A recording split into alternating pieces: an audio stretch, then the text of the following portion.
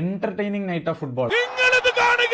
കാരണം ഇന്നത്തെ ആദ്യത്തെ കളി സ്പെയിൻ സൗദി 4-0 സൗദിനെ ഉറക്കി. ആൻഡ് ഇതിലെനിക്ക് കയ്യടി കൊടുക്കാനുള്ള മൊത്തം സ്പെയിനാണ്. കാരണം സ്പെയിൻ്റെ കോച്ച് ഡെലഫിൻറ്റ് ഇന്നലെ വന്നിട്ട് പറഞ്ഞു, പുള്ളി ഓപ്പൺലി ലൈക്ക് ഒരുമാതിരി ചലഞ്ച് ചെയ്യുന്ന പോലെയായിരുന്നു.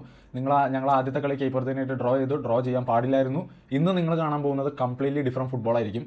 And he proved it. കാരണം കുറച്ച് പ്ലേയേഴ്സ് കുറച്ചും കൂടി ലീത്തലായിരുന്നെങ്കിൽ 4-1 നിൽക്കൂലായിരുന്നു സ്പെയിൻ. അതിൽ കൂടുതൽ അടിക്കാൻ ചാൻസ് ഉണ്ടായിരുന്ന കളിയായിരുന്നു. പ്രോപ്പർലി കളിച്ചു. അത് കഴിഞ്ഞ് ബെൽജിയം ഇറാൻ 0-0. ആൻഡ് എനിക്ക് ഇന്നലെ പറഞ്ഞതിന് എനിക്കിപ്പോഴും പറയാനുള്ളൂ, Belgium should be better.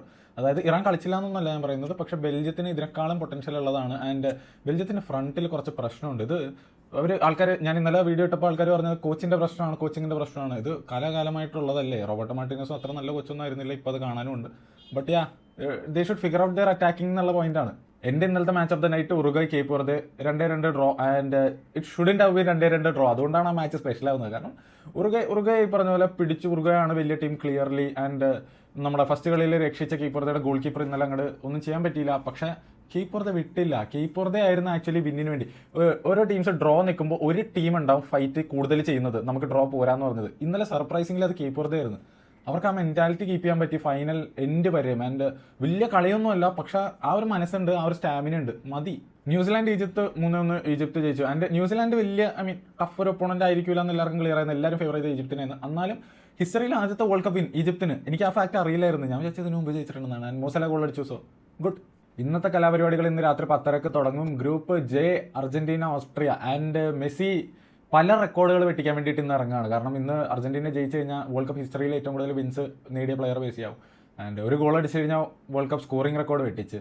And most successful player in the world cup history. And കണ്ടറിയാം. ഓസ്ട്രേലിയ പ്രത്യേകിച്ച് ഒന്നും നമ്മൾ പ്രതീക്ഷിക്കുന്നില്ല ആ സൈഡിൽ നിന്ന്. ആൻഡ് അർജന്റീന ശക്തരാണ്, നമുക്കറിയാമല്ലോ കാര്യം.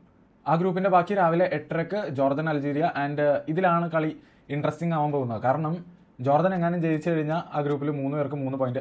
അർജന്റീന ജയിച്ചു കഴിഞ്ഞാൽ അർജന്റീന പോകും. പിന്നെ സെക്കൻഡ് സ്പോട്ടിന് വേണ്ടിയിട്ടുള്ള അടിയാവും. ഇൻട്രസ്റ്റിംഗ് ആവാൻ ചാൻസ് ഉണ്ട്. Group I 12:30 France Iraq. France മറ്റേ അവഞ്ചേഴ്സിനെ കൊണ്ടാണ് വേൾഡ് കപ്പ് കളിക്കാൻ ഇറങ്ങിയേക്കുന്നത്. അമ്മാതിരി സ്ക്വാഡ് ഡെപ്ത് ഉണ്ട്. അപ്പോൾ ഇൻഡിവിജ്വൽ ബ്രില്യൻസസ് കൊണ്ട് മാത്രം കയറി പോകുന്ന ഒരു ടീമാണ് അവർ. 5:30 നോർവേ സെനഗൽ. ഈ കളി കണ്ടാൽ കൊള്ളാന്നുണ്ട്. കാരണം നോർവേ പറഞ്ഞ പോലെ കുറേ പേരൊന്നുമില്ല നോർവേക്ക്, പക്ഷേ ഫിസിക്കലി കളിക്കുന്ന ഒരു സാധനം ഉണ്ടല്ലോ ഫ്രണ്ടിൽ.